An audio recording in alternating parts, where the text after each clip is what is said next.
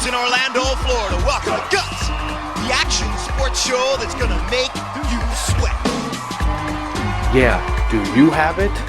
This is Nickelodeon GUTS, Olympics for Kids. The show revolved around extreme challenges for kids, and it was set in the Extreme Arena in Universal Studios, Florida. The show debuted on September 19th, 1992 on Nickelodeon and lasted for 3 seasons before a format change. But we'll talk about that later. The host of the show was Mike O'Malley, who had hosted Nickelodeon's Get the Picture the year prior, and the referee was English actress Maura Quark, nicknamed Mo. The show took place over half an hour and was split into 5 competitions. The first 4 competitions were extreme versions of popular sports. For example, using an elastic harness to jump and slam dunk, or swimming across the pool with extreme waves. As the show went on, the competitions got more and more extreme. The winner of each competition would receive 300 points. The second place person would receive 200 points, and third would only get 100 points. At the end of the episode, the person with the most points would be the winner of the episode. Between each episode, a segment named Spill Your Guts and aired as a let's get to know you before each of the competitions. In season 1, Mike O'Malley would introduce the contestants, followed by Mo in season 2, and then the contestants would just start airing it themselves in season 3. Now, at the end of the show, the contestants faced the Crag, a mountain in the back of the studio where the contestants had to climb. It was named the Aggro Crag in the first 2 seasons, followed by the Mega Crag in season 3, and that was 2 feet taller. In most cases, the winner of the Crag would end up winning that episode. Now, each contestant would have their own section of the Crag that they would have to stay inside.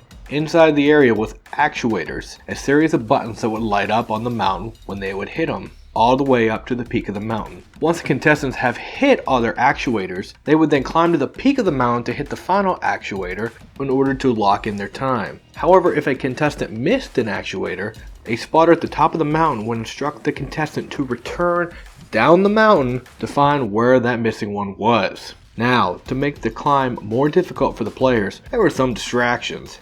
Simulated lighting, falling rocks, glittered snow, and many other surprises were in store for these contestants as they took the climb. Each distraction would be triggered when a certain actuator would be pressed by the contestant. If any of the contestants violated any of the rules, they would be automatically given those third place points. This would be if they crossed into another player's section, hit another player's actuator, doing a false start at the beginning by starting early, or just reaching the top without hitting all of the actuators. Now the points change for the final round. The first one at the top of the Crag received 725 points, the second would receive 550 points, and the third place would receive 375. So with these changes of points for the Crag, it would allow a massive comeback for mistakes early in the competition for the competitors, or it would just avoid a massive tie at the end of the It episode. looks like at the top, he will lock in with a perfect game, a Guts All-Star. We're going for second place points in the silver medal right now, folks. Brandy making her way through the shard zone after missing an actuator. It looks like Michael will lock in second, and Brandy will continue her climb and get up there in third. The winner of the show's episode would receive the Guts Gold Medal and a glowing piece of the Crag. Now let's take a shift. They've come from all over the world with one goal, a glowing piece of our radical rock. But one question still remains. Do you have it? Do you have it? Do you have it? Welcome to the Extreme Arena at Nickelodeon Studios. This is Global Guts, Nickelodeon's World Championship for Kids.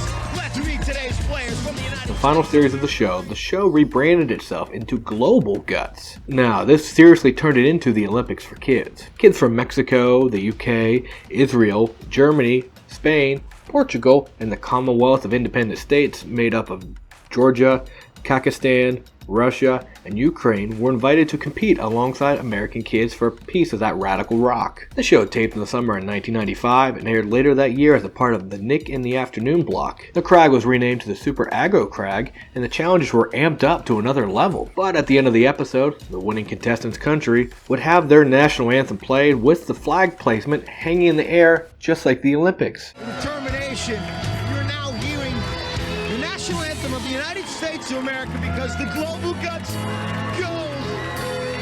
You go. The big Greg. Big dog, hate it. Hand it to the man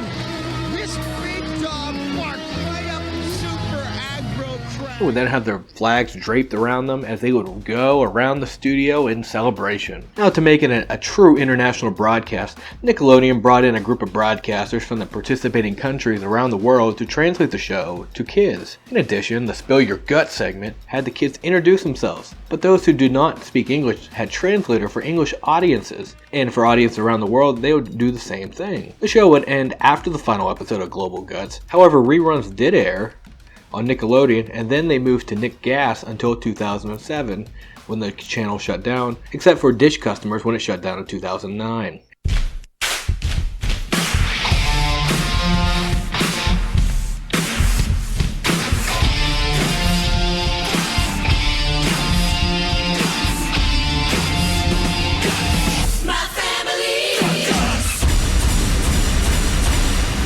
In 2008, Dish revived the show with My Family's Got Guts for 2 seasons. However, season 2 did not air in some viewing areas for some reasons we don't really know. The reboot was the first time Nick shot a production at Universal Studios Florida since Nickelodeon shut down their studios and left in 2005. The format was slightly different. 12 families made up of 2 adults and 2 kids competed in a tournament with the winning team advancing and the losing team eliminated. The extreme competitions were altered with some new ones added. The Aggro Crag was altered to 4 different areas. The ice surf and switchbacks, a wobbly area that the contestants would have to cross, followed by the skeleton stalagmites, in which the contestants would have to hit 3 actuators before ending the leg. This was followed by the avalanche peak that had a frozen lava storm right down on the contestants that led them to the ice portal at the base of the crag. They would then cross the glacial gorge and then climb up the vertical freeze to the crystal peak to win. That's right, there was no points in this version. Every competition gave the family a head start in the Aggro Crag. Now, if the family tied at all 4 events prior to it, they would just start at the exact same time like in the original version. This would all change at the start of the semifinals. The Mad Mezas were added along with the swirling vortex slides into the Crag Caverns maze. The final would change it up once again, where one family member was able to add snow, hail, steam, and drop rocks on the other teams to hinder their time during their run. Every win for a family would give them a piece of the Aggro Crag, and then when you won all 3 competitions, the quarterfinals, semifinals, and finals, they would combine into one miniature Aggro Crag. Now, all 3 versions of the show are a staple for Nickelodeon and can be found on YouTube to watch. Personally, I would highly recommend watching these versions because it lives out your childhood dream doing things you may still want to do now. It was a very unique show and hasn't really been replicated to any point that at least I haven't heard of. But if you'd like to go back to your childhood, check this one out. Thanks for watching another episode from my channel. If you liked that video, make sure to press a like and leave a comment below on what I should do next. This is episode 7 and we are really pushing through these lately. Make sure to subscribe and ring that bell so you can get notified whenever I upload my videos. And then once again, thanks for watching, stay safe out there, and this has been Reality TV History. See ya!